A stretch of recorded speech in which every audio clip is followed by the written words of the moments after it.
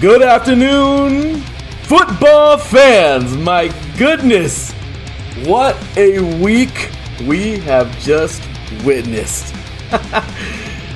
I think we have had probably the craziest, and I'm talking about absolute craziest weeks in NFL history. That's right, ladies and gentlemen. The 2022-2023 NFL season has given birth to one of the most incredible weeks I think we will ever see. And well, it's gonna be a lot of fun to recap it. You are now tuned in live to 3 and Out right here on IE Sports Radio, your direct feed for all that is sports. And well, let's get ready for a doozy. My goodness, it was something else. Starting out last Thursday evening, the Niners would get challenged. Didn't necessarily lose the game, but they would get challenged by a very good Seattle Seahawks team for what they have. I'll tell you right now, this Seahawks team has impressed everyone, including myself. And if they haven't impressed you, you must be pretty hard to be impressed, or you're a Niner fan. One or the other.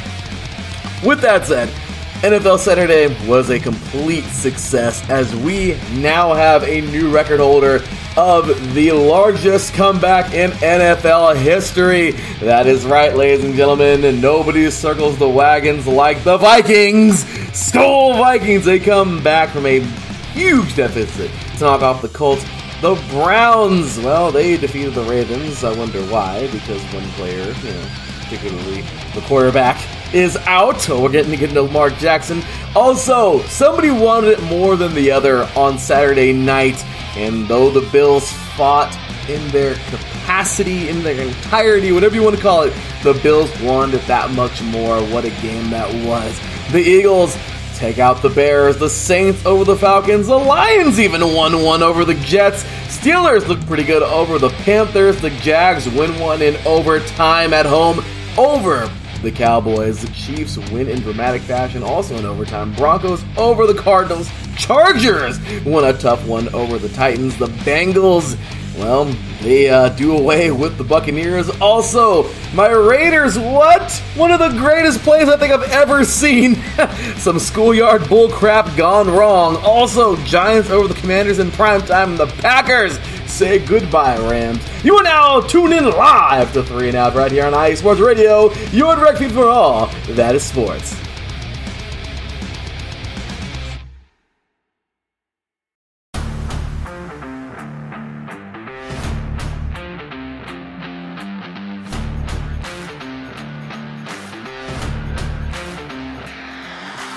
What's good, fight fans? It's your boy, Marcus Los Great, here to give you what you want, here to give you what you need. Yeah, man. Yeah. I'm coming to you live, straight from your mama's basement with a crispy, awesome white tea. They're coming to you live every Tuesday at 10 p.m. Eastern Standard Time. Powered by IE Sports Radio, your direct feed for all that is sports.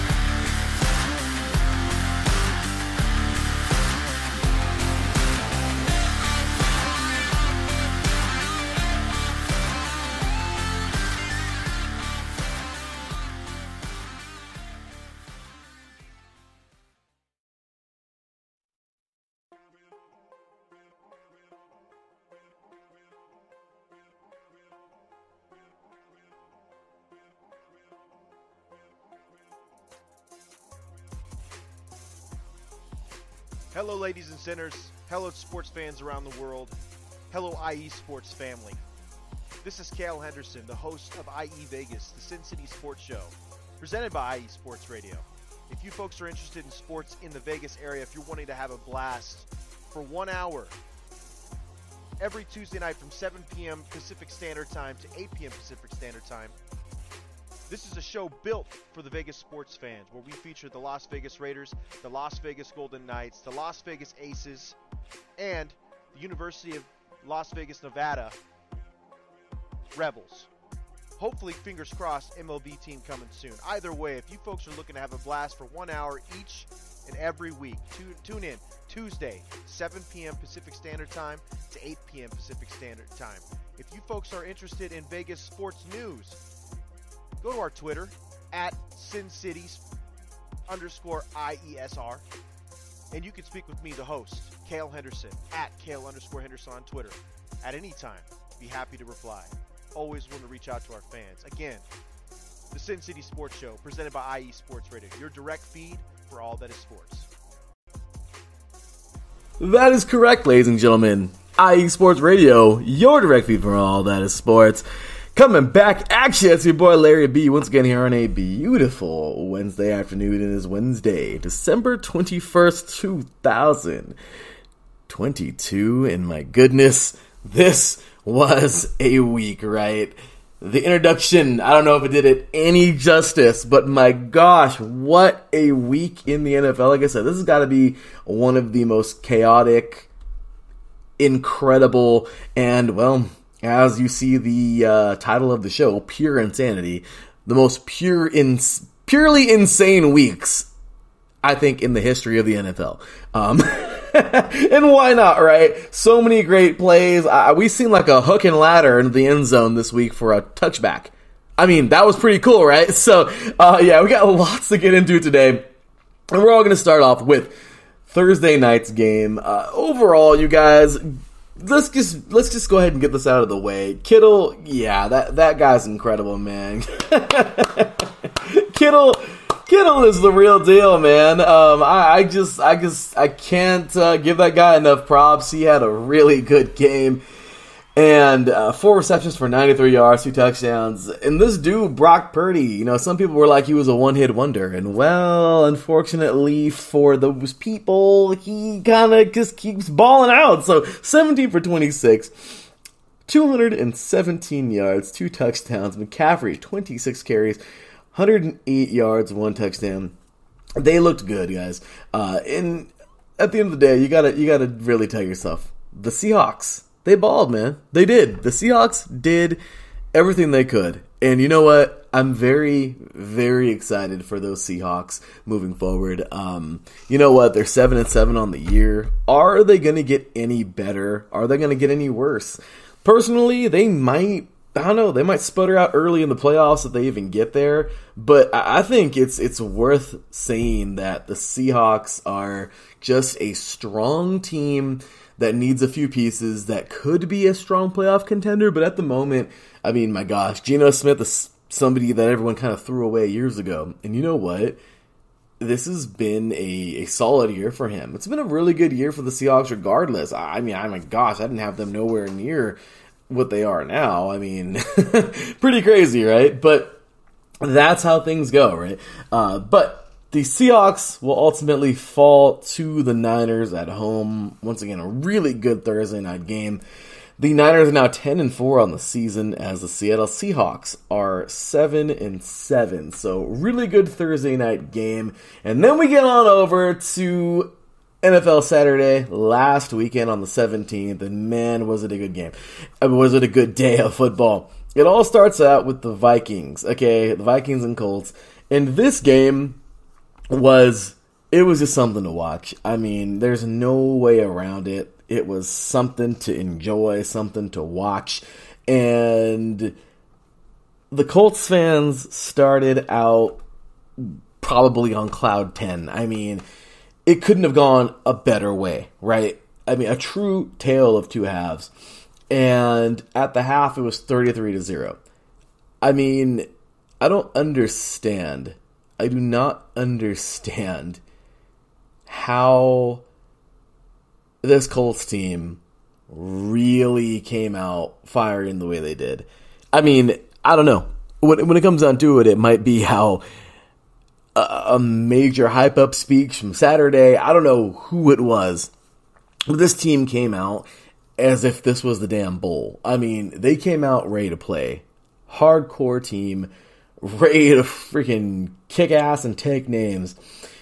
And 33-0 later at the half, we see a team that was on a mission that was ready for more. I mean, it was incredible. The Vikings everyone was writing them off, talking about, oh, they're fraudulent and whatever, all this crap, right? Okay, cool. Is what it is. People got to say what they got to say, but the game wasn't over. To start the third quarter, very slow starting third quarter, and we finally get a Vikings touchdown. Cousins to Osborne, cool, yay, everyone's happy. Just kidding. Vikings fans were still pretty pissed off because they couldn't imagine that their prized Vikings that have started the year so well, at 10-3 at the time, were falling apart to this 4-8-1 team, and the Vikes give up a field goal late in the third quarter, and before you know it, guys, we get one more touchdown to end the third quarter. C.J. Ham, 1-yard carry. It is now 36-14 Vikings. Is it a worry? Not at all. Not at all. This is nowhere near a worry at all. And then we hit the fourth quarter, and something crazy happens. The Vikings, somehow, some way, they must have eaten like a Mario mushroom to level up one or something. I don't know what they did, man. But this team must have gotten some of Michael Jordan's secret juice or some crap like that from Space Jam, alright? Because with 12:53 to go, Kirk Cousins hits Jefferson for 8 yards. Boom. Cousins then hits Adam Thielen with 5:30 to go. Boom. Before you know it, there's just over 5 minutes to go. And you guys, it's a one-score game. Really, this is insane, right? 36-28, 5:30 to go in this game. And lo and behold, the Vikings get the ball back and tie this thing up. Cousins to Dalvin Cook, 64-yard pass, 2-point conversion from Hawkinson, and my gosh, 36-36. I know this is incredible, and hey, I guess great timing for Hawkinson to head over from the Lions, right, to the Vikes in this last season. And hey, 2:15 to go in this game, and it's tied. I mean, did that really happen? Did it really happen? I mean, that's insane, right? You gotta tell yourself, how did this work? At one point in time, this game, going into the half, was 33-0. That is huge. Okay? That is insane. And you gotta tell yourself, did that really happen? The Bills, okay? And this is incredible. All right, so we got to go back to a very, very remarkable game. Everyone remembers this one, of course. And, well, we kind of take a little history lesson here because it's a fun one to take a look at. So, nobody circles the wagons like the Bills. Everyone always loved to say, y'all. In 1988, it happened. It really did. They were down to the Oilers. It was, by the way, it was a little different, though. This was in the playoffs, all right? So, kind of crazy. It's crazy to think. They were only down. It was only 1 point difference, okay? So, it was 35-3. Sorry, in the 1992 playoffs. I don't know why I said 1988. Sorry. In the 92 playoffs, it's insane to think. They were down by 32 points. This game, it's 1 point. Okay, but we haven't seen anything like this in a very long time. The Bills were freaking down 35-3 and rallied back to win this thing 41-38 in overtime. Incredible, right? Well, this game was as low as 33-0, okay, before they stopped the bleeding. And hey, Who cares if it's only 1 point? It's 1 point. And guess what? No one circles the wagons like the Vikings. My goodness, you guys. They push into overtime, and with seconds to go in overtime, Greg Joseph hits the 40-yard field goal, and the Vikings win this thing 39-36. Now completing, by 1 point, the largest comeback in NFL history. The Vikings will go to 11-3 on the season, as the Colts will fall to 4-9-1. Oh my gosh, what a game. And you know what? Congratulations to the Minnesota Vikings on a great one. Ladies and gentlemen, that was awesome, and you gotta love it, right? So, with that said, we're going to take ourselves a quick break. When we get back, we're going to get to the rest of NFL Saturday right here on 3 and Out, right here on IE Sports Radio, your direct feed for all that is sports. We'll be right back after this.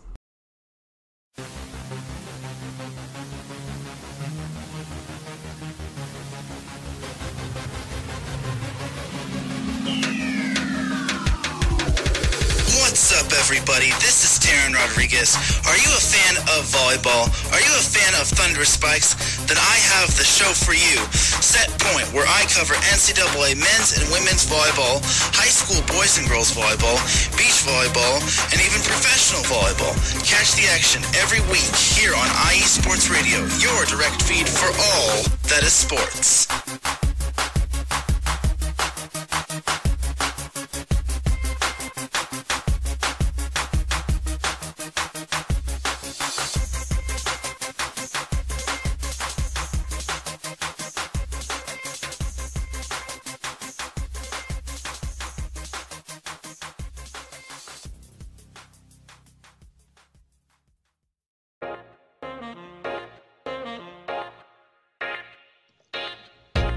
What is going on, everybody? My name is Harrison Glazer, and we're coming at you from the Show That Never Sleeps podcast. I cover the Jets, the Islanders, the Nets, and the Yankees. This is Pierre Moss, and I cover the Mets, Knicks, Rangers, and the Giants. Our show is live every Wednesday through Spreaker and a bunch of other ways to get our content. Again, we're the Show That Never Sleeps podcast. We talk about all those New York sports. It's a lot of fun. We get into all of it. Please tune in. Again, that's Wednesdays at 6 p.m. And we look forward to having you guys right here on IE Sports Radio, your direct feed for all that is sports. Welcome back, ladies and gentlemen. You are now listening to 3 and Out right here on IE Sports Radio, your direct feed for all that is sports. We're continuing on with a recap of NFL Saturday. I mean, I really just had to give that largest comeback in NFL history a little bit of its own spotlight, because, man, it was a good one, wasn't it? So, once again, welcome back. We just talked about that Vikings comeback over the weekend. The Colts should not hang their head. Okay, yeah, they should, sorry. That was a rough one, guys. I mean, man. No, it's the NFL, okay? Anything could happen at any given time, but, man, what a game that was. And hats off and major props to the Minnesota Vikings. Moving forward, y'all, we have here the Cleveland Browns. They will knock off the Baltimore Ravens this past weekend as well. And you know what? I'll be straight with you guys. Honestly, this is something that I just don't understand too much of. I get it, okay? I get it. There are some injuries. Most importantly, Lamar Jackson is out. Okay. Huntley didn't have the greatest game. He threw a pick. Whoop-de-doo. But the defense, I mean, come on, man. Like, I get it. Injuries happen, but at the end of the day, this defense, in my opinion, was still pretty strong enough, and they really could have won this game. Regardless, the offense did really hardly anything, and the Browns, well, you know what? Hey, they got Deshaun Watson back, and this team did kind of, I don't know, they did what they should have. You know, they beat a team that had gotten bit by the injury bug a little bit. And yeah, but for the Ravens, I don't know. I just feel like, and this is no major diss to the Browns. It's a diss to the Browns, but it ain't major. I don't know, I still kind of feel like this Ravens team is a little bit better than what they played like on Saturday. Regardless, good for the Browns. Winning this thing 13-3. They're now 6-8 on the season, and the Ravens 9-5. Tough go for those guys. Regardless, though, these Browns, they're picking up their footing just a little bit, and it's kind of ridiculous to think of how this team played. Personally, it's just I don't know. Everything, this game was just really bad. For the Ravens, though, overall. And kind of funny, I remember seeing Taryn right here on Twitter saying that, and yeah, I know Taryn's listening, he's in the chat room. Yeah, he just brought up, like, Justin Tucker missed field goal from under 50. It's crazy, right? This guy never misses. But I remember Taryn putting up a tweet saying that the Ravens special teams aren't so special. And yeah, seriously, man. It's kind of ridiculous how bad the Vikings were. They were literally Murphy's Law. I mean, the Vikings, the purple team, right? The Ravens were. It was Murphy's Law. It really was. Everything that could go wrong did. I mean, my gosh, talk about a team that just had no sense of urgency and just was so mistake prone. But overall, you gotta love a good, strong performance, right? From a team that you wouldn't really expect it out of. And like I said, the Browns, they capitalize on everything. And you know what? Good for them. Solid game here. And I feel that there's a lot that goes into this. There's a lot that goes into preparation every single week. There's a lot that goes. So you know what? Hats off to the Browns. But once again, the Ravens made too many mistakes. There was just too much going on there. And hey, at the end of the day, it serves them right. They earned the L. And there you have it. So 13-3. And those Browns will jump to 6-8 once again. The Ravens will fall to 9-5. And then Saturday night football was quite the doozy, wasn't it? These Buffalo Bills. Well, just earlier that day, nobody circles the wagons like the Bills, right? Not anymore. But the Minnesota Vikings now have the largest comeback in NFL history. The Buffalo Bills find themselves in position to actually be in the Super Bowl this year and possibly even win it. So it's kind of funny because the Bills are like, yeah, you can have that. That's fine. You can take that record all you want to. We don't care if it's by a point. You can take it. It's yours. That's all you, Vikings, because we have our eyes set on something much bigger, not just the record for the greatest comeback of all time. So, yeah, it's just kind of crazy to think that this Bills team fought as good as they did on Saturday. If you want to see a team that is starving for a championship, watch the Bills. Because this game, it was too good. It was too good. It was a game that I didn't want to see it end. At the end of the first quarter, 7-3 Bills. At the half, 21-13 Bills. And it ended with a Allen to Cook 4-yard pass, a Bass extra point, 21-13. Okay.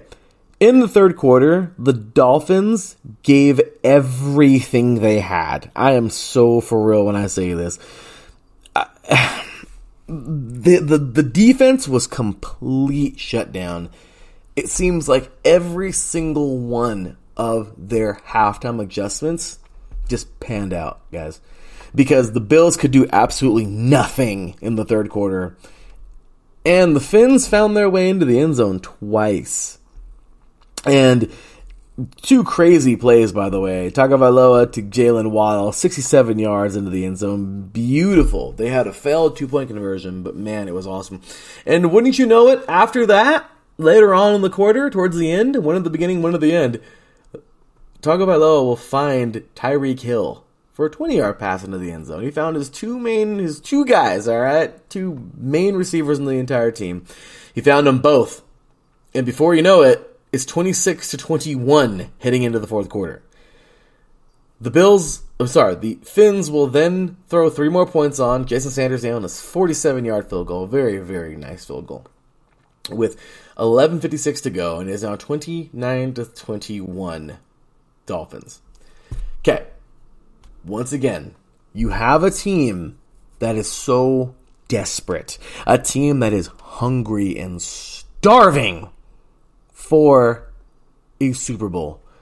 You have the Four Falls of Buffalo, or that sucks, right? The Four Falls, right? In the early 90s, losing to all but one team in the NFC East 4 years in a row. Kind of rough, right? That follows you. And I don't care if none of these players were on that team. It follows the franchise, and the pressure is still on them no matter what. They just made the playoffs for the first time in freaking crap forever, just a few years ago. This team was trying to clinch their division, try to get back to the playoffs, clinch a playoff berth, really. And you want a team that is just firing on all cylinders.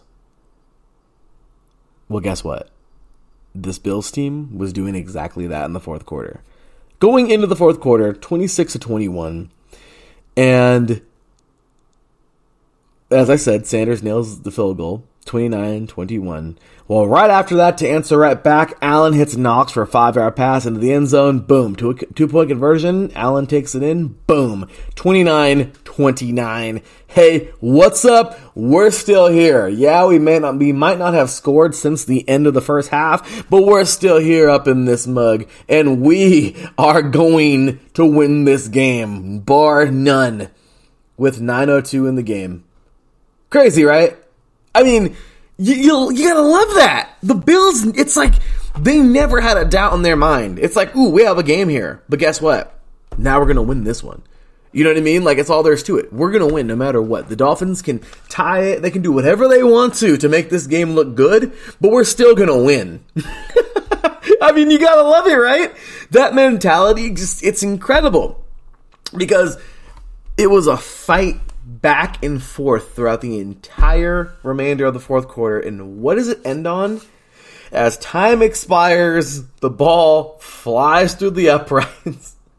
As Tyler Bass nails a 25-yard field goal, and the Buffalo Bills do it again.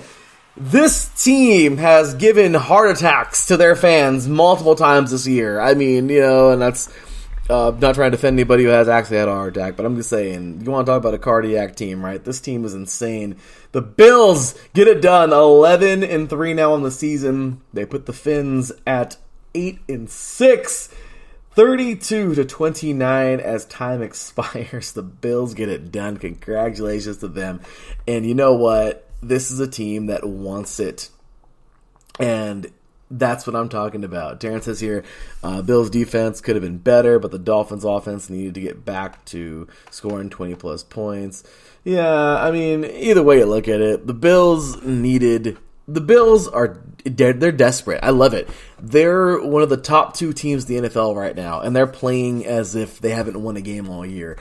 That is what gets us to the Super Bowl, and I am very excited to be watching them every single week. So, with that said, that's going to put a cap on last week's football on Saturday. When we get back, we're going to go ahead and jump on into a insane Sunday. That's just the phrase of the day, insane. Because that's what we're doing, yeah. You are listening to 3 and Out right here on IE Sports Radio, your direct feed for all that is sports. We'll be right back after this. From Russell's return to great division rivalries to young quarterback battles, what better way to wind down the first day of the new work week than with USRN's Monday Night Football? Season premieres September 12th on USRN.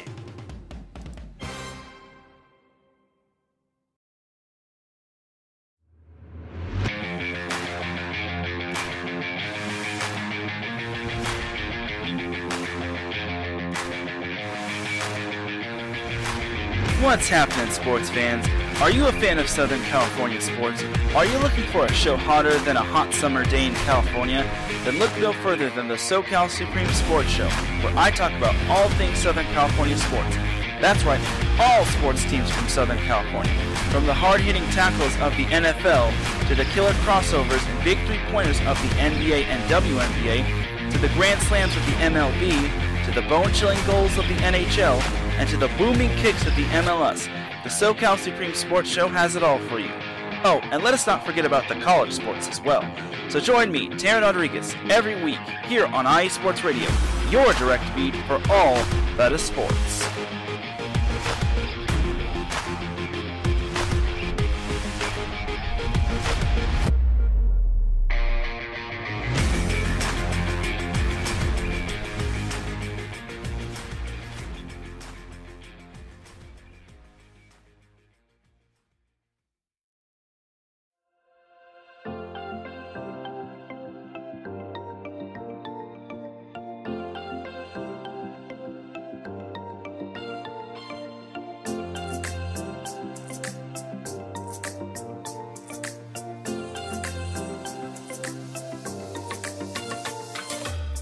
Are you a fan of Buffalo sports?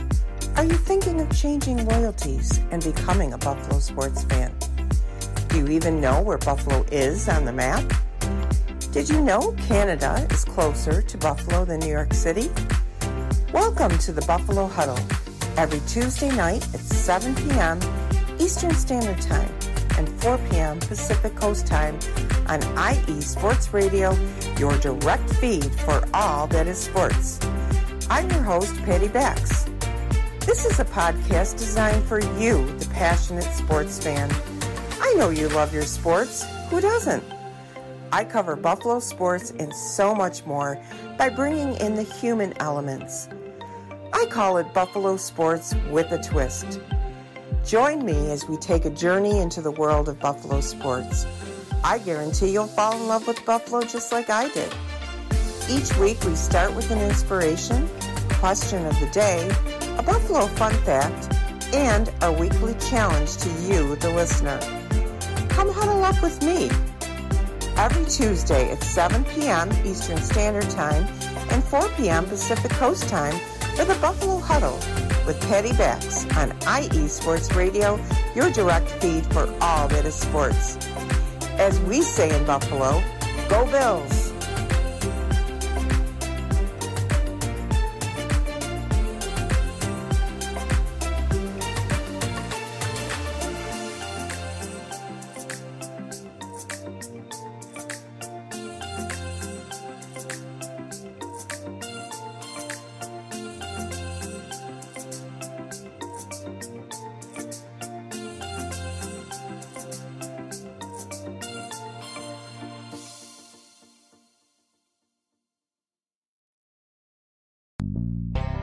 Some say that Indiana is just a flyover state. Flatlands and cornfields, barns and country roads. What if I told you Indiana is the crossroads of America? What if I told you in all other states, basketball is just basketball? In Indiana, basketball is life. Crowded high school basketball gyms on a Friday night, and every barn with a basketball rim and a frayed, worn-out net. If you're interested in the heartbeat of America, and if you're interested in sports, if you have Hoosier running through your veins, the Crossroads Pod with Aaron X is made for you. Powered by IE Sports Radio, your direct feed for all that is sports, each and every week, the Crossroad Pod covers all of Indiana sports. The pride of the horseshoe of the Indianapolis Colts. The blue-collar gold swagger of the Indiana Pacers. The relentless pursuit of the sixth banner for the Indiana Hoosiers. The swing of the hammer of the Purdue Boilermakers. The swoop of the Cardinals of Ball State. The summoning of the echoes of the Notre Dame Fighting Irish. The growl of the Bulldogs of Butler. The intensity of an Indiana fever. The chop of the Indianapolis Indians. At the Crossroads Pod, if it is Indiana, we've got you covered. More than cornfields. More than country back roads. The Crossroads of America. Join me, Aaron X, every week. It's nothing but net. That is for certain, ladies and gentlemen. Plenty of great shows here on IE Sports Radio, and we're just getting started. Thank you all for tuning in and showing us some love. For those of you who are listening, maybe you can tell the audio's a little bit better. We just got ourselves a little microphone last night. Cecilia and I am really excited for our show and for plenty of shows coming up here. Sound a little cleaner, a little better. So Really excited for our little mic here. And, well, with that said, we're going to continue on. My goodness, you guys, it was a crazy week. The Eagles were tested. On to Sunday's games. The Eagles were tested. And does this mean that the Bears are world beaters now? No, they're not. But you know what? The Bears are sure scrappy, and I love it. That's what we want to see. You want a team that's just consistent fight. And you know what? Good for this team. Good for this organization to get a good, strong game versus, in my opinion, the best team in the NFL right now. My gosh. Eagles win at 25-20, but you cannot even overlook how good the Bears really played. I was so excited to see how good this team is getting after seeing this game. I was like, man, like Fields is the real deal. I mean, guy scored 2 touchdowns. It's a good feeling, I'm sure, for Bears fans right now as they are getting a little excited for a team that can go toe-to-toe with a team like the Eagles. Ultimately, it was a game that we kind of all thought would go a certain way, right? I mean, there's no doubt about it that this Eagles team was going to be there was no doubt that this Eagles team was going to win this game. Okay? But maybe, just maybe, the Bears could have possibly won this game in the smallest of chances. But overall, this Eagles team looks amazing. Before we get into how Jalen Hurts is playing, and we know that he's doing really, really well, and this offense is doing really, really, really well, you got to take a look at this defense, you guys. This defense is, it is just beautiful. The amount of pressure they bring on every play, even with just a 4-man rush sometimes, is incredible. You have consistent hitting, wrapping up. Coverage is great. I mean, when you have a team that play, and they have a ton of packages, you guys. I see lots of different fronts. I see lots of different types of coverages. I mean, in the NFL, disguising is essential. I mean, you're going to see show 1, play 3, show 2, play 1. I mean, you're going to see that. But it's crazy to think how well this defense is playing right now. And it's just really showing in the record. 13-1 now in the season. Did they get hit by the Bears? Yeah, they did. This Bears team, that defense, the Eagles defense got punched in the mouth. And you know what? That's cool. That's completely fine. There's nothing wrong with that. This Eagles defense is going to take hits. But at the end of the day, bend don't break, right? And they didn't break. They won this game. Now, Terrence is here in the chat room, and yeah, Jalen Hurts' shoulder has me concerned. I don't think he should play, save for next week, and break the hearts of the Cowboy fans next week. Yeah, I mean, realistically, yeah, they have little lingering injuries, they suck. We're going to see what they do. But realistically, right now, I mean, this Eagles team has so many things going right that they have the luxury of being able to sit players and rest. And honestly, I don't know what they should do moving forward. That's their call. But, oh, man, what a game, right? So good for them. The Saints, hey, you know what? It was exciting to see the Saints play some football this week. It really was. It was very, very, very, very exciting because it's a rivalry game and it was a low scoring for a while. And honestly, we saw a Falcons team come back in this game to just fall short. But my favorite part of this rivalry, this division rivalry game, is the fact that Dalton actually looked pretty good, you guys. He's somebody who's gotten the raw deal so many times. Oh, he sucks. He's this. He's that. 11 for 17. Yeah, okay, he completed 11 passes. But in those 11 passes, 151 yards, 2 touchdowns. You know what? You can't fault him, right? We know Alvin Kamara pretty much carried the game on the ground, 21 carries for 91 yards. But you gotta love the fact that these two teams, they battled. They basically, it's time to shut down now. It's over. Both teams are now 5-9. it's over. You know what I mean? But I'm happy what I saw in this game from Dalton, and the Saints salvaged a nice little victory for themselves at home. Good for them.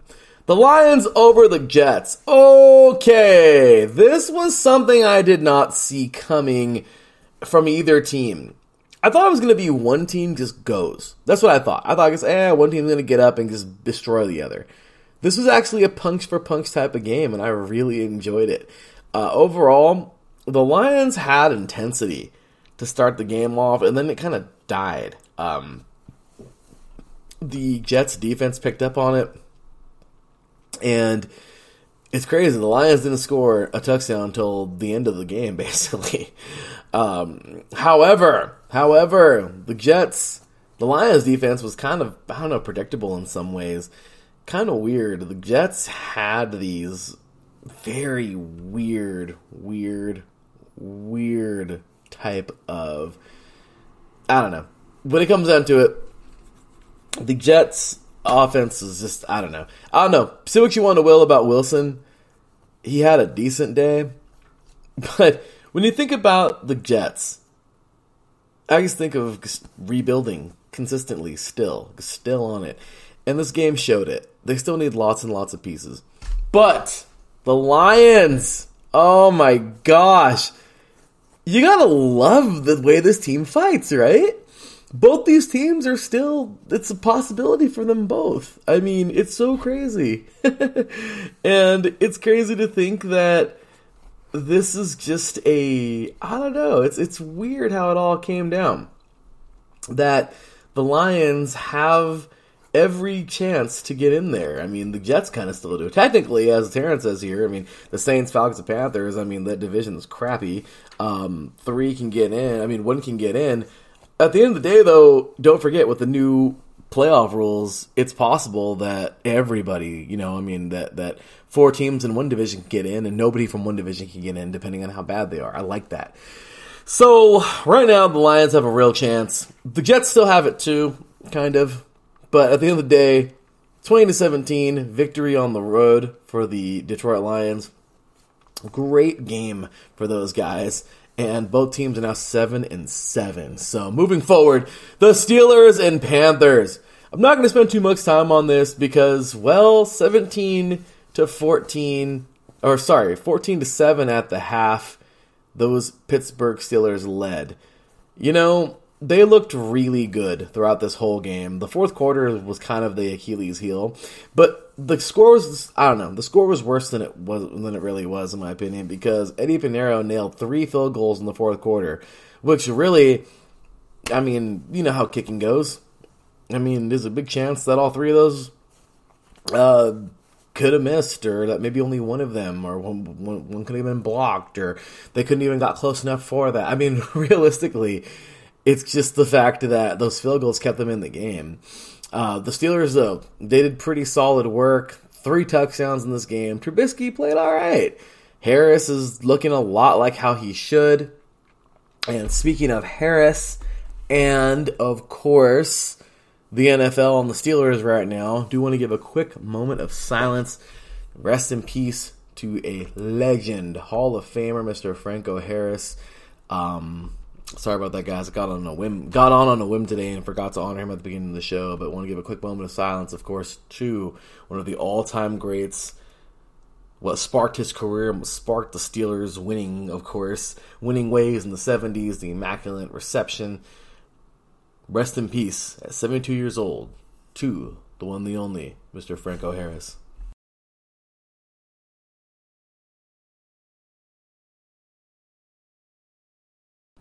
Thank you all.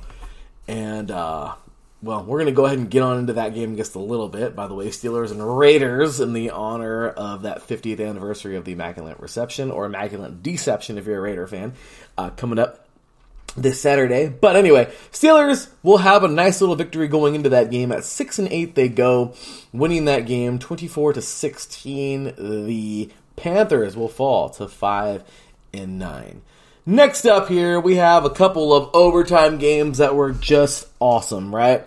The Jaguars had a game to remember. Halftime score 21-7. 21-7, the Dallas Cowboys led. But by the end of the third quarter, with 2 Jaguars touchdowns and a field goal, well, it was a 3-point game, 27-14. Oh, it was amazing. Amazing, right? Into the fourth quarter we go. And what happens? Lawrence to Zay Jones, 31-27 with 10 minutes to go. The Cowboys did fight back and go back up with a Prescott to Brown touchdown, 34-13 with 3 minutes to go. But wouldn't you know it, Patterson ties this thing up with a 48-yard field goal. Into overtime they go, and a pick six. Rayshawn Jenkins, 52 yards. My goodness, the pass flew out of the receiver's hands and into Jenkins. Into the touchdown he goes. 52 yards, and the Jacksonville Jaguars 40-34 at home, going to 6-8 on the season and dropping the Cowboys to 10-4. How about that, right? Absolutely awesome game. Definitely enjoyed it, and you know what? It was one for the books. Also another overtime game as the Chiefs and the Texans. You gotta give some credit to the Texans for playing as well as they did. This was actually a pretty dang good game. The Texans fought, man. And you know what? You can't fault these guys at all. Whatsoever. You can't fault them. This was a good freaking game, man. How about that? The Texans, at the end of the fourth quarter, why not? Fairbairn nails a 29-yard field goal, 5:11 to go in this game. It's 24-24. Guys, at the half, this game was 14-13 Texans. The Texans did not go away. They fought this extremely talented Chiefs team to the very end. And wouldn't you know it, with 5:13 to go, it was Jerick McKinnon for a 26-yard run into the end zone, and that would seal the deal. But my goodness, man, Mills looked pretty all right. He was only 50% basically. Or not basically, he was 12 for 24 passing. But man, 121 yards, 2 touchdowns. Amazing job that he did. And there you have it. You gotta show love to this Texans team. They earned this. They earned being in this game. But one thing they couldn't do was earn the victory. And, well, Mahomes, incredible, right? Look at his game. 36 for 41, 336 yards, 2 touchdowns. I mean, Kelsey, 10 receptions, 105 yards. For as good as the Chiefs played, the Texans maxed them all the way into overtime. Regardless, though, the Chiefs still win it 30-24. And, well, there you have it, you guys. The Chiefs will now jump to 11-3 on the season as the Texans will fall to 1-12-1. We're going to take ourselves another break, and when we get back, we're going to finish off Week 15 and then get on into a little bit of if the playoffs were to start tomorrow. You are now listening to 3 and Out right here on IE Sports Radio, your direct feed for all that is sports. We'll be right back with plenty more after this. The English Premier League is back for the 2022-2023 season, and you can catch selected games on the USRN family of networks. Across USRN and USRN2 this season, expect to hear from Chelsea, Manchester United, Manchester City, Liverpool, Arsenal, Tottenham, and many more. Selected games throughout the season as we build up to our coverage of the Qatar World Cup. The English Premier League on USRN.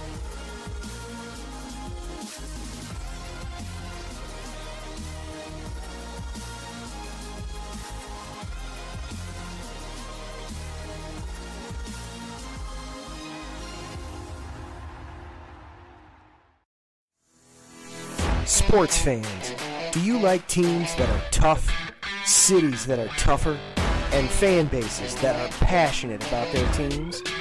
How about teams that are historic and stadiums that are iconic? Then you belong in Chicago, and you need to check out Chi-Town Weekly. Join me, Adam Kernan, every week as we keep up with all things Chicago sports. Bears, Bulls, Blackhawks, Cubs, White Sox. We'll cover them all, plus more. The Windy City is always buzzing. and we'll keep you up on all the big games and major stories. So tune in to Chi-Town Weekly every week right here on IE Sports Radio, your direct feed for all that is sports.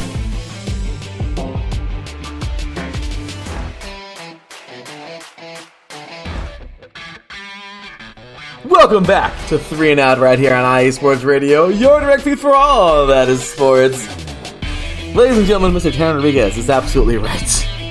Bryce Younger's CJ Stroud is going to look good in a Texans jersey, and well, you already know that's probably what they're going to do. Despite Mills having a decent game, they're going to try to find that franchise quarterback, and well, Bryce Young, CJ Stroud, hey, it's a possibility, right? So, with that said, we're going to roll on into the remainder of Week 15, and I'm telling you, it was a great one. There's just no way that this week was not one of the best. I mean, I'm spending such a long time on it because it was amazing, you guys. Like, this week was just awesome. So, a few more games ago, the Broncos over the Cardinals. This game, it didn't really add to all the craziness of Week 15. It was just I don't know. It was a much-needed Broncos win. Both these teams are just bottom of the barrel in two divisions that we just thought were going to be amazing this year. You guys hear me say that pretty much every week. The AFC West, the NFC West, we all thought they were going to be this big, giant, two powerhouse divisions going head-to-head. And at the end of the day, as I always say, it turned out to be the AFC East and the NFC East who really were the strong powerhouses in the two conferences. But regardless, the Broncos played great football, you guys, in this game.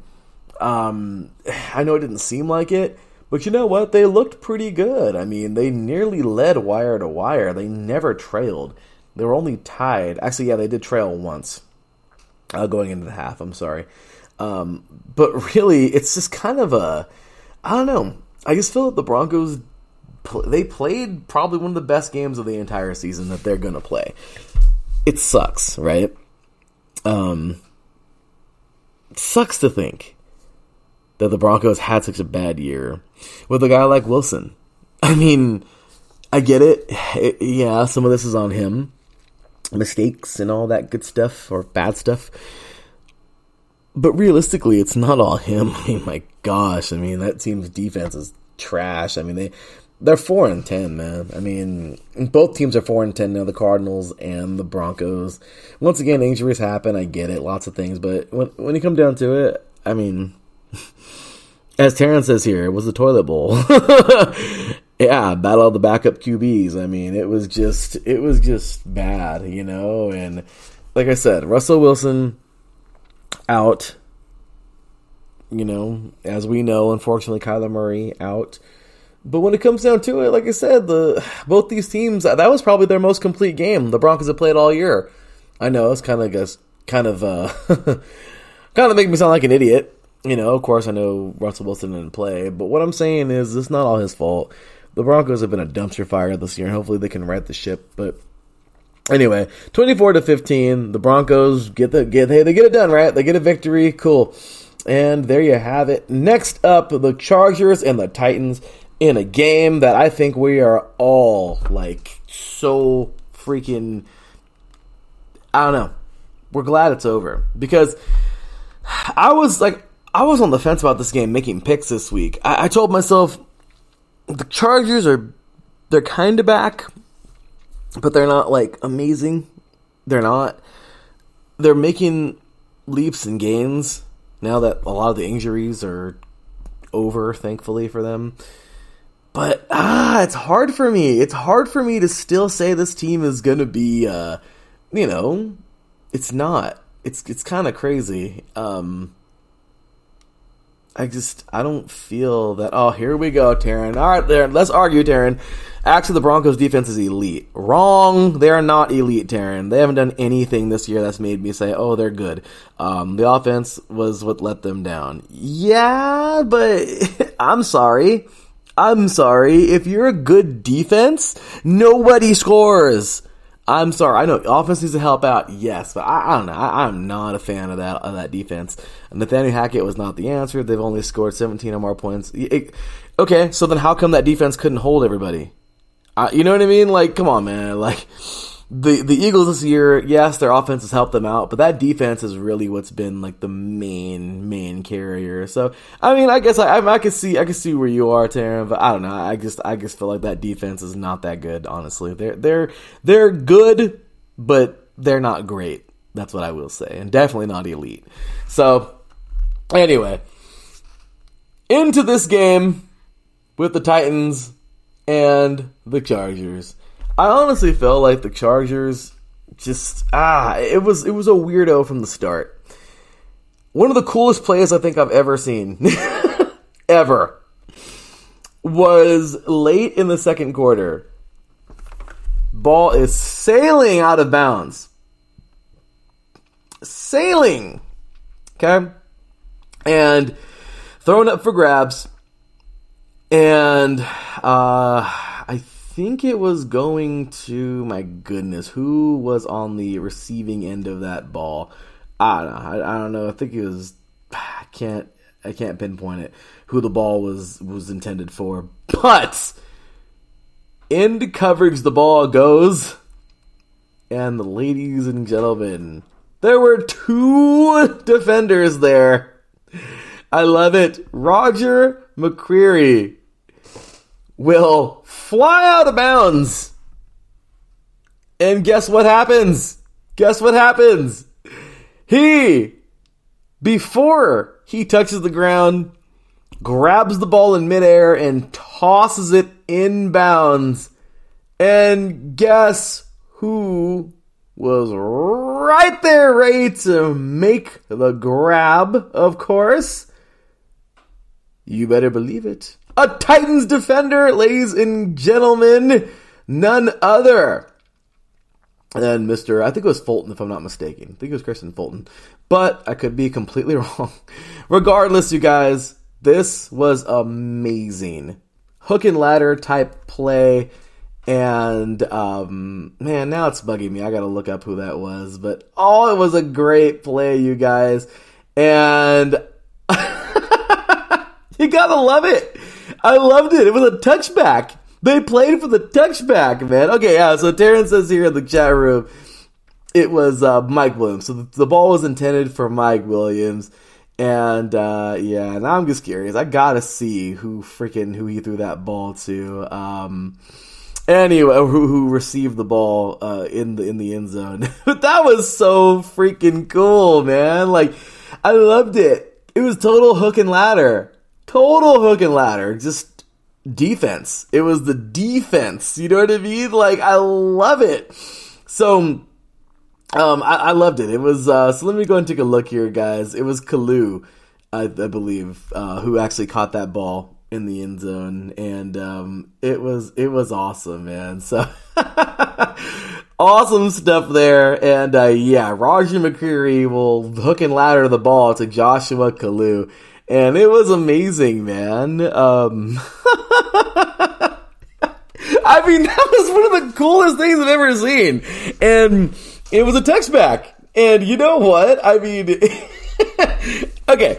Ultimately, the Chargers won the game. But you can't tell me that wasn't a great play. Like, that was awesome, man. I mean, yeah, Terrence is here. Fulton was the one who caught it. Yeah, and then almost an illegal forward pass.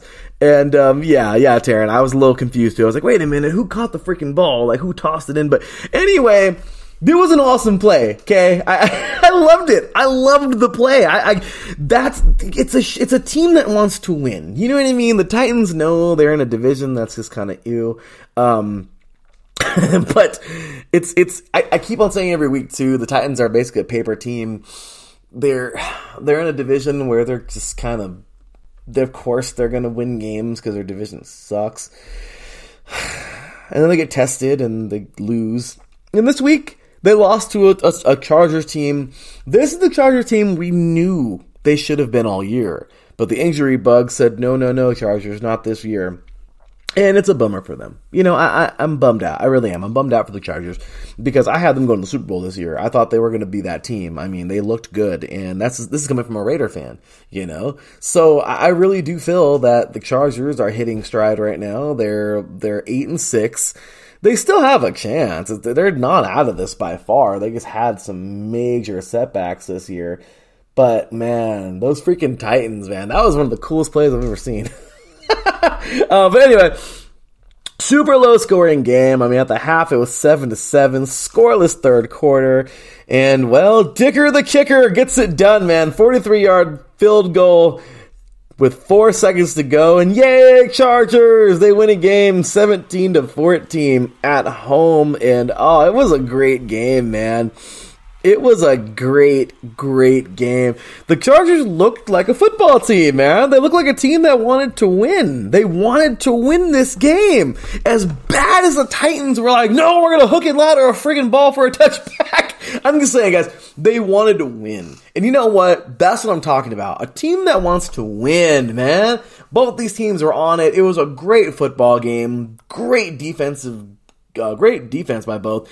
Terrence says here, Chargers are making the playoffs, book it. Oh, I agree. I think the Chargers are not done for everybody who wrote them off, including me, that's a big slap in the face. And honestly, good. I'll take that. The Chargers are looking like a team that wants to win right now. And good for them. The injury bug is letting up a little bit, and they're looking pretty solid, man. So, also, Terrence says, check that. Broncos have scored 17 plus points 4 out of 14 games this season. I still stand by what you said. Or about what I said, you need points to win. Yes, Broncos are averaging under 16 points per game, but only give up 18 points per game. Yeah, I mean, look, at the end of the day, this defense needs to do a better job. I'm sorry, I'm a defensive guy. I guess I'm all over defense. But Taryn also says Justin Herbert is him. Absolutely. But I give loads of credit to Ryan Tannehill.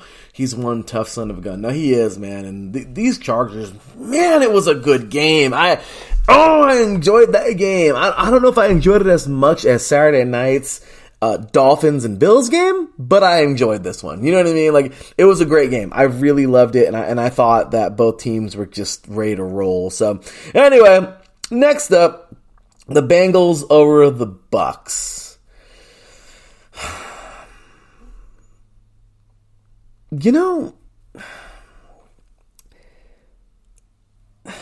Tom Brady is a tough cookie, isn't he? Tough one to...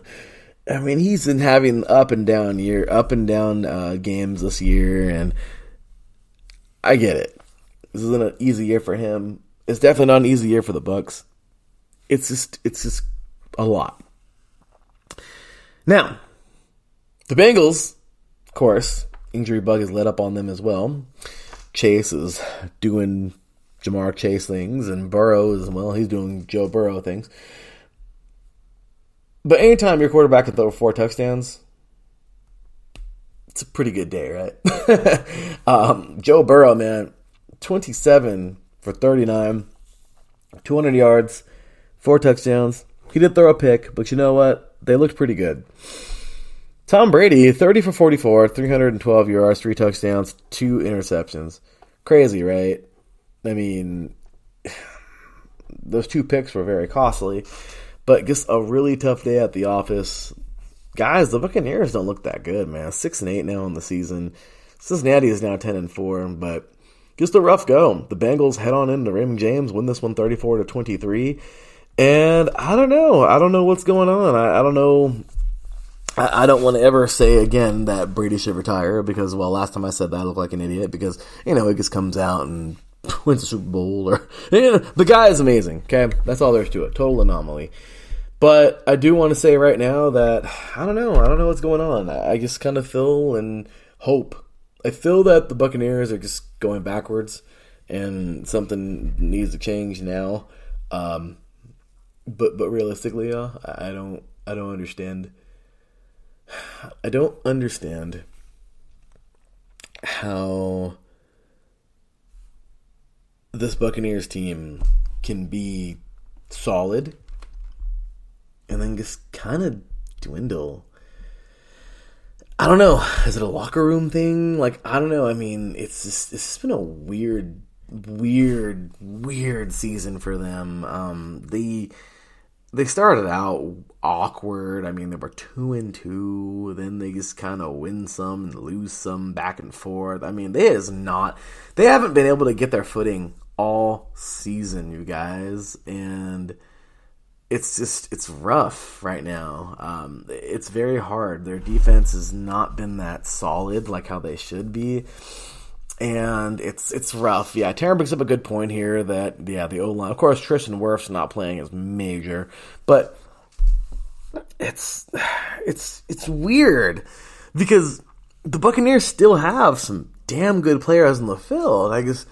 I don't get it. It's very hard for me to fathom because they still look lethal, but they're just not getting it done. So, first time Tom Brady has blown a 7-point lead. Oh, there you go, Taryn. Nice little tidbit for us. The Bucs will probably win the division, be one and done. Yeah, I don't see them going any further than the first round. It looks to be like, I don't know, they just kind of fell off somewhere along the line early in the season. You know, whether that be injuries or just, I don't know, just not happening overall. It looks like this team just kind of just fell off. Like I said, they started out weird. They did. The Buccaneers usually, you know, I mean, this team, like when they started out really on fire, I mean, we know the Buccaneers story of the last couple of years, and they've been good. But this year, I don't know. It's just when you see them on the field, even it's just, I don't know. It's just something. It's like some games they have the sense of urgency, some games they don't. This was one of those games where they looked kind of half and half, and well, it bit them. And the Bengals get a nice little victory on the road. So anyway. On Sunday evening, my beloved Vegas Raiders did something incredible. At the half, they led 17-3, but it's the Raiders, so you already know that lead is going away. And lo and behold, by the end of the third quarter, it was 17-13. Vegas. Going into the fourth quarter, or in the first couple minutes of the fourth quarter, after a Nick Folk 54-yarder, it is now 17-16, 1-point game. Good old Raiders, right? Jones! Actually, we have Ramondre Stevenson for 35 yards into the end zone. Then Jones to Myers for the 2-point conversion. And before you know it, what was once 17-3 is now 24-17. Good job, Raiders, for just blowing it again. And then something crazy happens. Derek Carr hits Keelan Cole, really cool touchdown, got reviewed and everything. They gave it to us. 30-yard touchdown, Carlson with the extra point, and with 32 seconds to go, the Raiders are tied 24-24. Ladies and gentlemen, you can't script this kind of crap. You just can't. Because with 0 time on the clock, okay. Well, actually, the play did not start with 0 time on the clock. But with seconds remaining, it was like 3 seconds. The Patriots are on, like, the 45. They're on 45. It's a handoff to Stevenson. Stevenson takes the ball. It looked like a little draw or just, a little delayed there. He bounces around the backfield and then takes off upfield, up to the right side of the field, and tries to go up the boundary. Kind of crazy because Chandler Jones had him for a tackle. And, he didn't. He tried to wrap up. He's just too fast. Chandler Jones, I don't know if he lost a step or not, but I guess maybe wasn't in the best position. Tries to make the tackle, and he doesn't. He falls on his face, and he tackles air.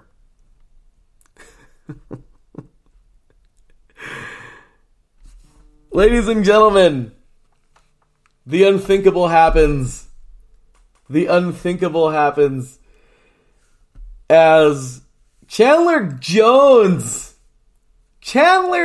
Jones, y'all, will freaking miss the tackle. Ramondre Stevenson goes up the boundary, and as time is now clearly over, he laterals the ball backwards, or just kind of like passes the ball backwards to Meyer.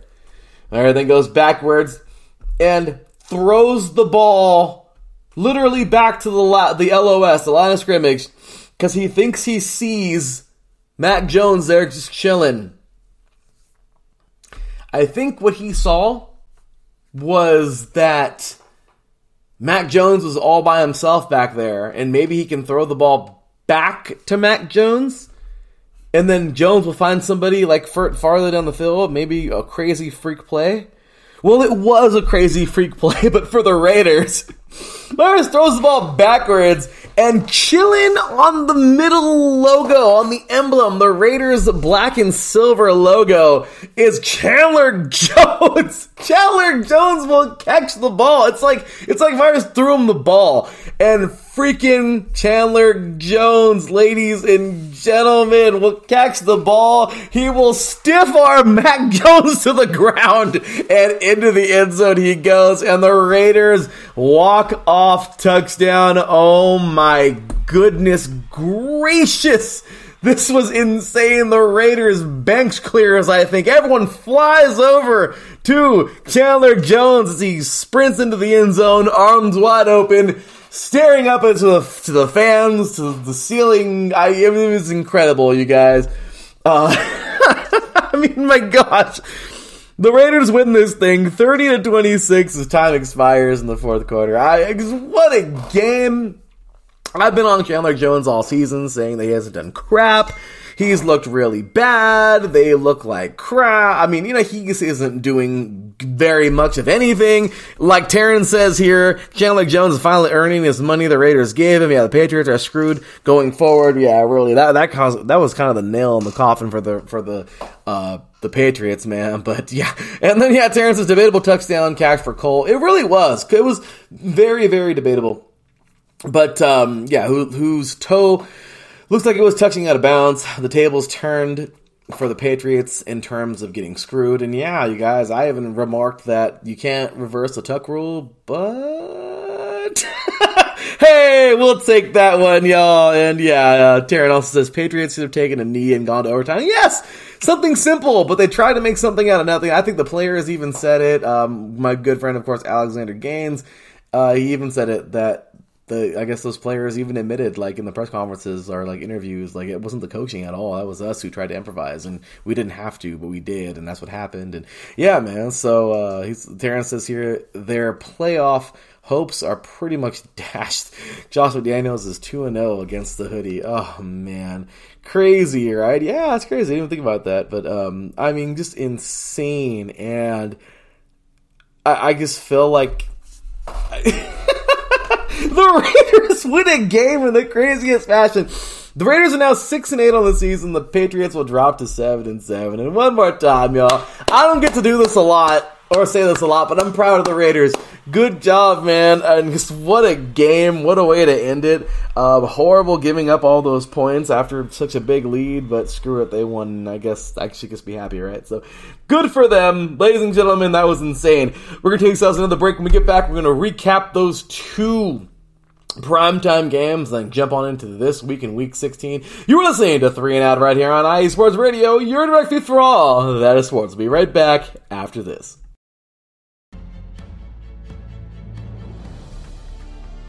The proud clubs, the exciting young talents, and some of the most passionate supporters in all of the world. Football as it's meant to be. The Bundesliga, all season long on USRN, Wellington Sports Radio, and IE Sports Radio.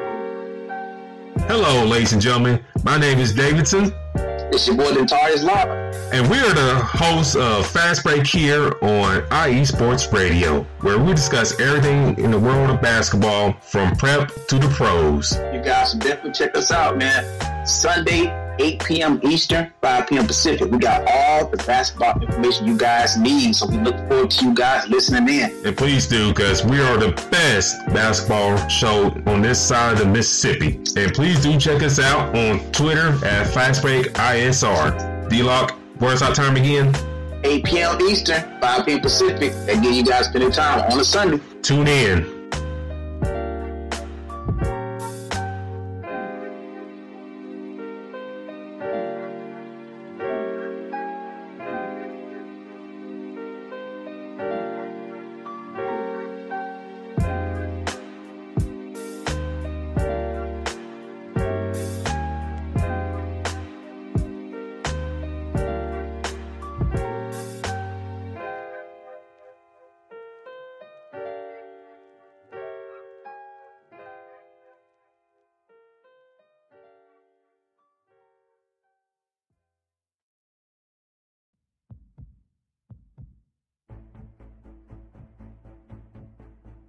The Spanish Top Flight is here on Wellington Sports Radio.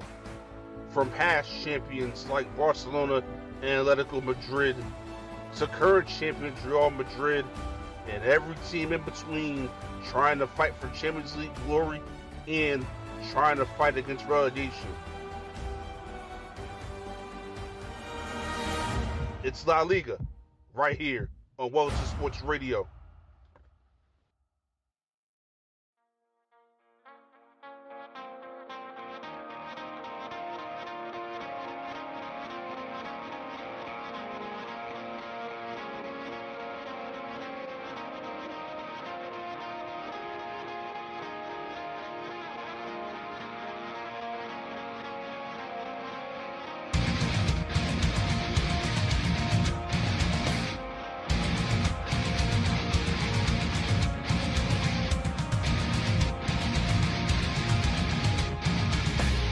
Hey sports fans, do you like wine?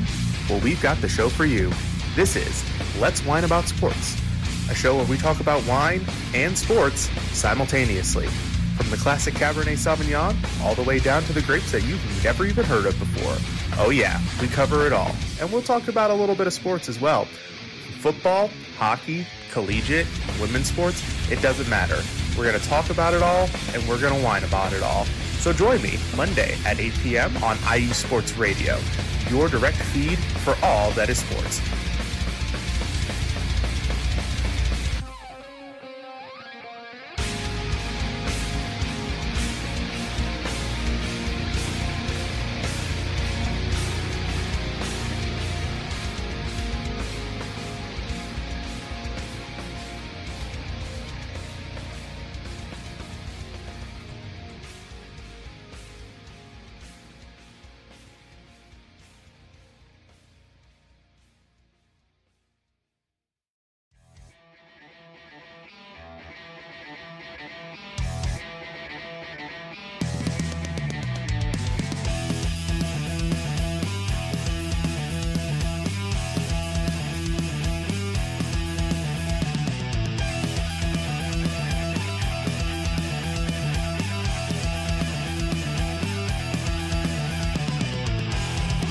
It's IE Sports Radio. It is your direct feed for all that is sports.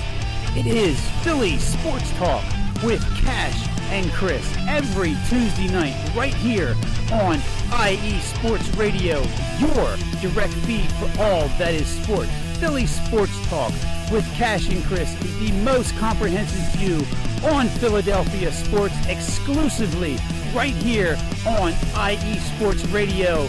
You know what it is, your direct feed for all that is sports. Tuesday night, IE Sports Radio, Philly Sports Talk with Cash and Chris.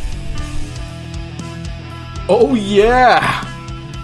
IE Sports Radio, your direct feed for all that is sports. So many great people, so many great shows. You're going to want to tune in all week long, y'all. Because that's what we do. With that said, we're going to go ahead and get on into our remainder of games here. And the Giants had what we call a giant game. Just kidding. It was a good game, guys. Sunday Night Football. I mean, one of the coolest plays you'll ever see is a scoop and score from a defensive lineman. Why? Because, well, we don't get much glory sometimes, but I love this, you guys. I forgot what quarter it was. I don't know. It was a great game. It was a great, I think it was like early in the second quarter. Kayvon Thibodeau, beastie player we all knew was going to be an absolute monster. And guess what? He will get a nice little tackle in the backfield, strip sack, or strip, I forgot if it was a strip sack or just a tackle here, but I do know, whoopsies, so sorry about that, you guys. I'll take a look at the replay here, because I do remember seeing it, and, well, what happens to him is courtesy of NFL highlights here. Really crazy play. He's playing, of course, right end, bullies the tackle, strip sack, gets around, that's right, pokes the ball out, rides the hoop, as we call it, picks up the ball right on like the 2 or 1 yard line. Really, basically, the ball was already in the freaking end zone, basically. Right on about the 1 yard line. Scoops, scores into the end zone. He goes. And that was the first touchdown of the night for the Giants. And that sparked this team. They looked very good for the rest of the night. That followed by a Saquon Barkley touchdown later on, late in the third quarter. And you know what? Oh, sorry, the second quarter. 14-3 at the half. Though the Commanders would strike in the very beginning of the third quarter, going into the fourth, 17-9, the Giants still lead. And then, ladies and gentlemen, yes, the Giants were able to earn this victory as a exchange of field goals in the fourth quarter, and the Giants, you guys, get this victory, 20-12 over the Commanders. 8-5-1 in the season. The Commanders 7-6-1. Kind of crazy. The first time these two teams met up this season, well, they tied at the beginning of this month, and here they are now, earning a victory. It was 20-20, I think. Around there, let me take a look. Yes, 20-20 a couple weeks ago on the 4th, and well, here we are now. Giants get the better of the Commanders, and what a game it was. I'll tell you, that's pretty exciting for the Giants, and hats off to them on a this is a better season than I thought they were going to get. They were going to have. Terrence says here, yeah, Patriots remaining schedule versus the Bengals versus the Dolphins at the Bills. Yeah, that's a tough one. Patriots will be lucky to salvage one of the three. I agree. It's been a rough go for those guys. And then, of course, we have here Monday Night Football, Packers and Rams. Okay. Okay.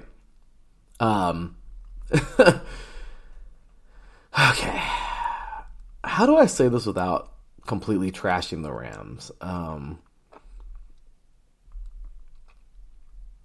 Okay. The Rams, we know, are probably in the world's worst, or in the NFL's worst Super Bowl hangover of all time. Okay. We know this. They're pretty bad. But the Packers are the Packers. Rodgers played pretty solid, but I don't know. I just feel like the Rams are they gave up. Like, there's nothing there no more. Like, you guys, the Rams are falling apart at the seams, man. Like, yeah, they beat a Raider team that isn't that good, okay, a couple weeks ago, or last week, in week 14, okay? And that's one of their, staples of the season. That's sad. Alright? They were on, a freaking, how many games were they? 1, 2, 3, 4, 5, 6. They were on a 6-game skid before they beat the Raiders. And had the Raiders have pulled their head out of their rear end on that day, the Raiders would have won that game. They would have lost 7. This would have been their 8th straight. So, of course, leave it up to the Raiders to be the saving grace for somebody's losing streak this year. Or, to break that losing streak. Regardless, past the past. I know I'm hard on my team anyway. The Rams have been anything but good this year. And, well, it was basically the same thing here. It's Rodgers, I get it. 22 for 30, 229 yards, 1 touchdown. He did throw a pick. But, I don't know. Nothing is going right for this team this year. They're falling apart. Yeah, Terrence says, the injuries keep coming for the Rams. I picked the Packers to win on my show because the Rams always struggle at Green Bay. Packers have now won 7 out of 8 against the Rams. Yeah, the Rams, this has been a season for them to forget. 4-10 now on the season. But like I said, if I had my choice between picking if I had my choice, okay, of saying, hey, the Raiders are just going to be bad or mediocre for a couple of years, or you can have them in the Super Bowl, but the next season have like the worst season ever. Would you let it happen, or would you be, I'll take that deal in a heartbeat? So, say what you want about the Rams. They got a Lombardi last year. Are they going to repeat this year? No. But they got one last year, and you know what? Hey, it is what it is, right? So, good for them. With that said, the Packers win this one 24-12. Just a game that they want to forget. Terrence is here. Matthew Stafford isn't retiring. He'll be back. Yeah, I mean, you know what? This is just a team that's took some bumps this year. Let's not get too crazy. There's always next season. They had a rough go, but once again, they got a Lombardi this year. The Packers are now 6-8 on the season. Rams are 4-10. That's going to do it. That's the stamp on the week. Ladies and gentlemen, it took me an hour and a half to recap that whole week because I wanted to go in detail and have some fun, get some opinions. I never get to do this show very long because it's always in the mornings before work, but now I'm on vacation, so yay. Anyway, it is now time to play our favorite game on 3 and Out, and that is, of course, if the playoffs were to start tomorrow. That's right, y'all. Well, let's have ourselves some fun and talk about if the playoff were to start tomorrow. Who would you pick? Why would you pick them? Let's talk about it, shall we? All right. Currently in the AFC, we have here the 7th overall seed, Miami Dolphins right now. They would be taking on the number 2 seeded Kansas City Chiefs. And guess what? This is a no-brainer for me. Chiefs all day! The Dolphins fought very valiantly versus the Bills this past week. I just don't see, if they can fight the Bills that way, they're gonna fight anybody that way. But I don't know. I just don't know if they have that next gear that the Chiefs do. I have the Chiefs going in that game. Next up would be the 6th seed, the Chargers, taking on the number 3 seed, the Cincinnati Bengals. All right, you guys, this is a good game for me. I like this a lot because the Chargers could turn it on and make it happen.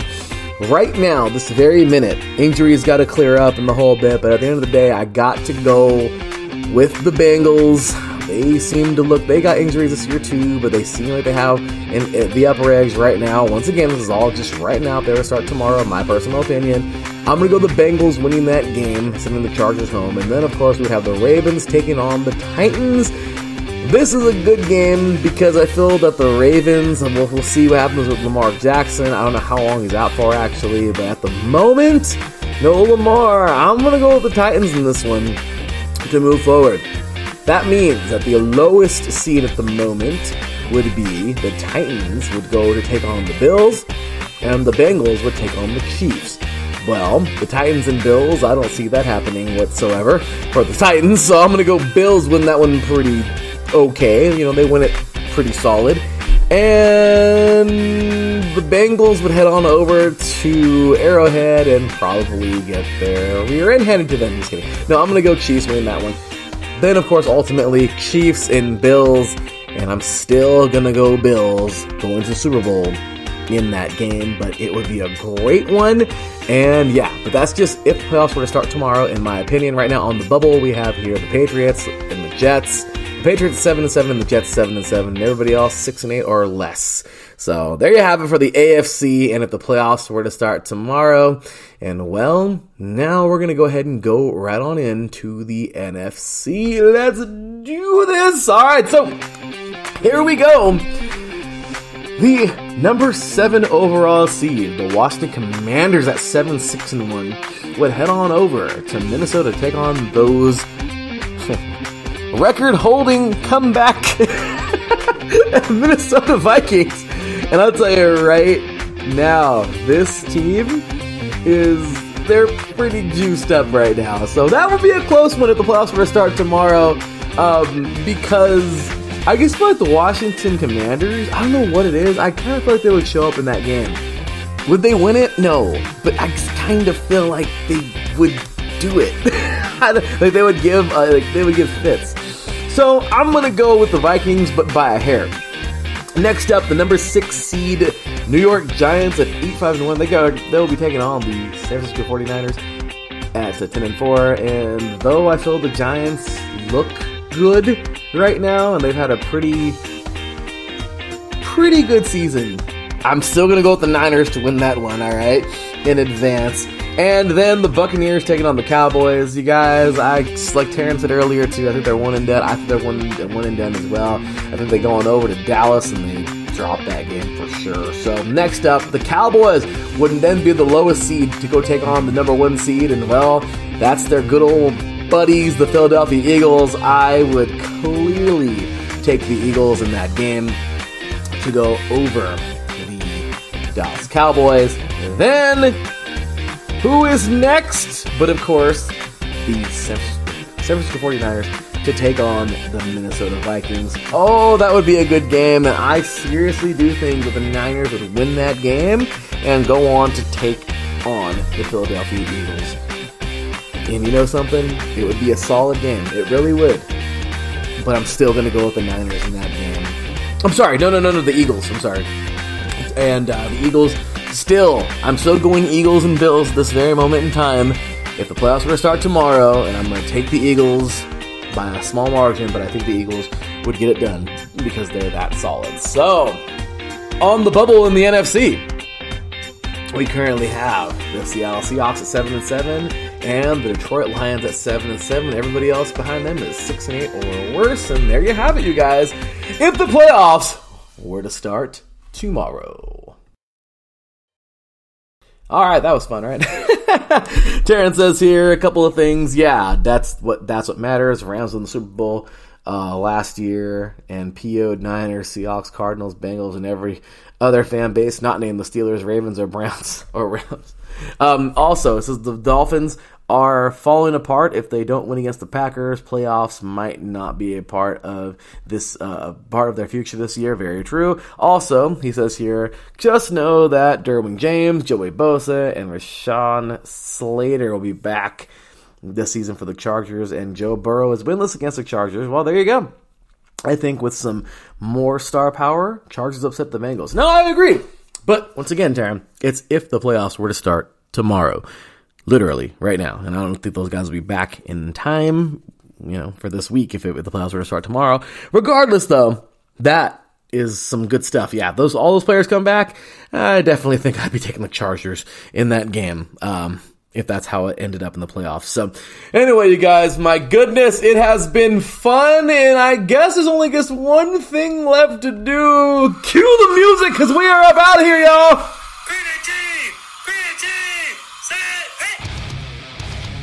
Alrighty, here we go. It was a fun one. An hour and a half of listening to me yap about football. It sounds like a good show to me. Just kidding. Hopefully you enjoyed it. I definitely did. It was a lot of fun. Alright, y'all. Week 16 is here. Time to make some quick picks. Tomorrow night, we got the Jaguars and the Jets. Oh, joy. I'm just kidding. That should actually be a pretty good game, honestly. The Jaguars are going to give them a fight, but give me the Jets over the Jags. And, of course, on to Saturday, which is basically going to be Sunday this week. It is Christmas Eve, and then on Sunday we got the 3 Christmas games.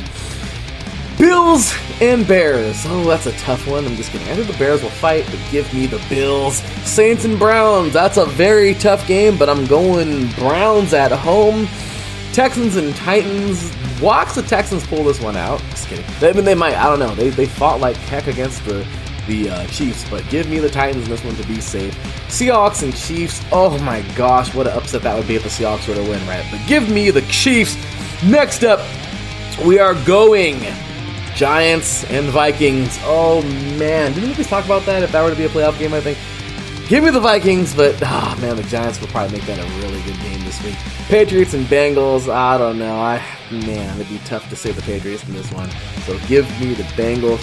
Lions are taking on those Panthers. I'm taking Lions on the road. Falcons and Ravens. Ravens all day. Commanders and Niners. FTTB, faithful to the Bay. Next up, Raiders, and thanks to Suggest for telling me what that stood for. Raiders and Steelers, you already know, y'all. Saturday Night Football is going to be a great game. Once again, rest in peace to the legendary Mr. the one and only legendary Hall of Famer. That's right. That is the way to send him off. Of course, Mr. Harris, of course, Mr. Franco Harris. Rest in peace, brother. And thank you for everything you've done, not just in football, but for the world. The Raiders, give me the Raiders, of course, in that game on Sunday night. And then, of course, on Saturday's games, Packers and Dolphins early morning. Give me the Dolphins. Broncos and Rams, I'm going to take the Rams.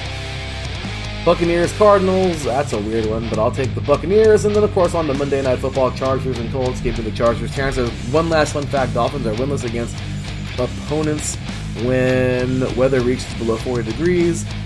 Whoever loses between the Steelers and Raiders is eliminated most likely. Oh, there you go. So, with that said, ladies and gentlemen, for me, your boy Larry B, signing out. Follow us all on social media, IE Sports Radio everywhere you can possibly think of. Show us some love, y'all. Shout out to our Patreons. I will see y'all next week. Until then, take care. And as always, God bless.